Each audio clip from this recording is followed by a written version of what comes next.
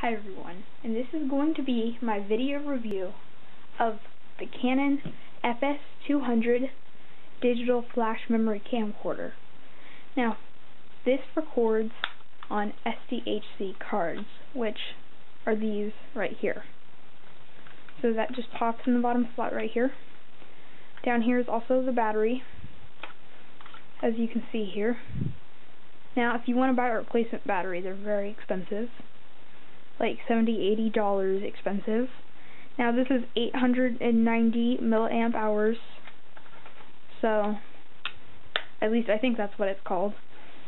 So let's start out with a quick hardware tour. Now since we're on the bottom, let's take a look here. Canon FS200.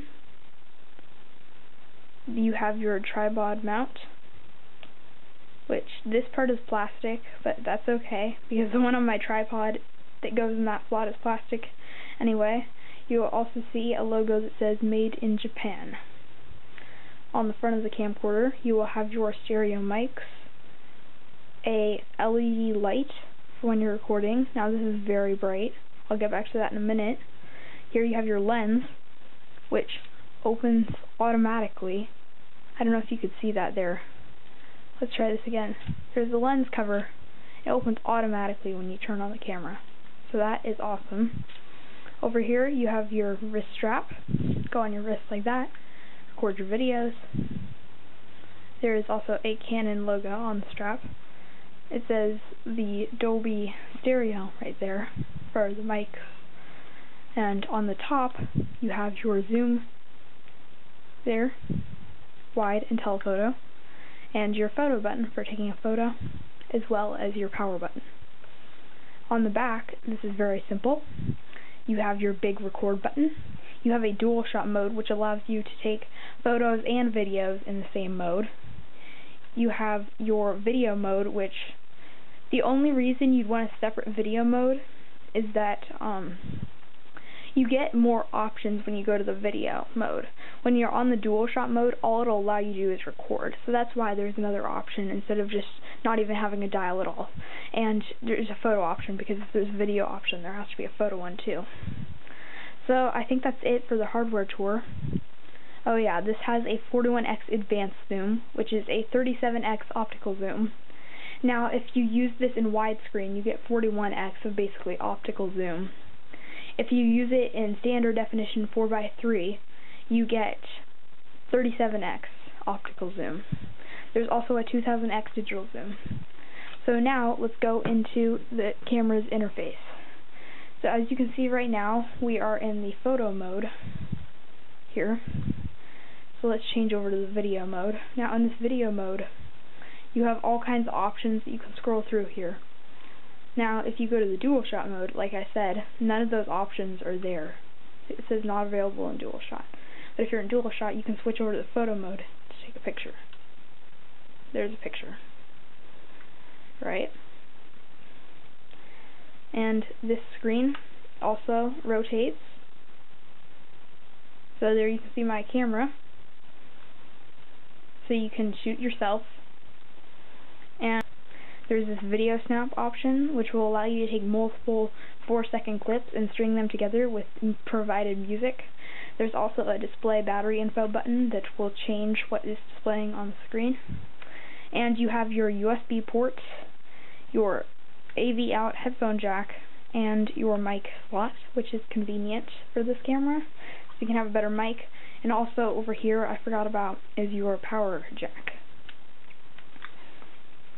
So now, actually, getting into how you navigate, let's go ahead and turn it off so you can see the buttons around. There is a joystick here for navigating the menus, a function button for bringing up even more options to scroll through. There is a start-stop record button, which also works during playback as pause play. There is a stop button, which is the zoom out button in the record mode.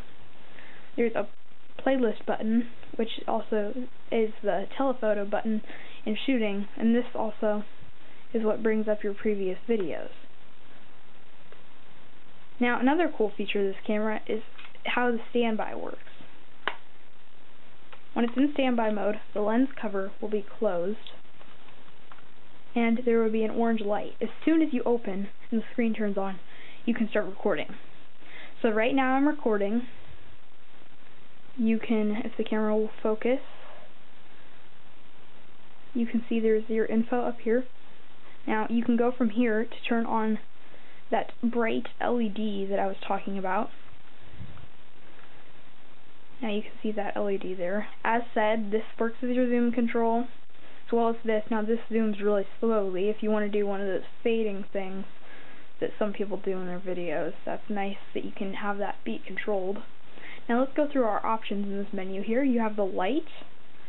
You have pre-record, which will record 3 seconds constantly before you press the record button so that you don't miss that special moment. There's exposure adjustments, and there's also manual focus if you want manual focus, which it's kind of hard to do with this joystick here to focus, but I guess it does the job.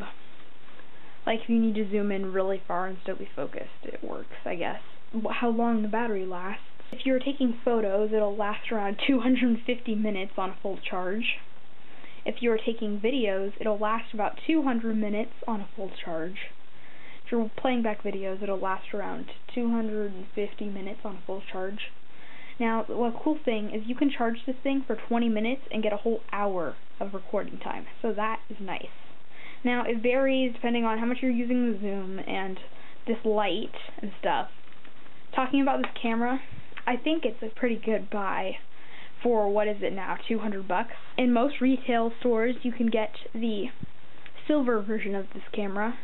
Now, I have the blue version here. There is also a red version. So, there's a couple color options. If you order online, you can get the different colors. But if you go in the store, you're going to get the silver one. I might recommend some of those other ones that are in this same kind of line that have built-in flash memory, maybe.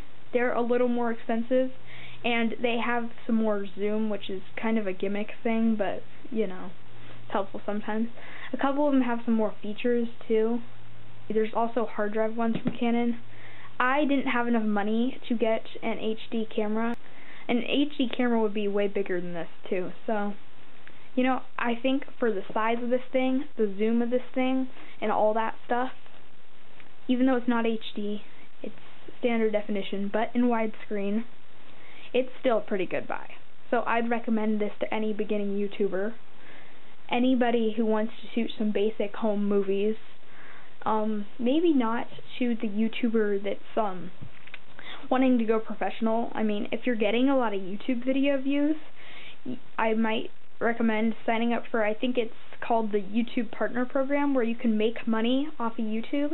That might get you some money to buy an HD camcorder. Thanks for watching.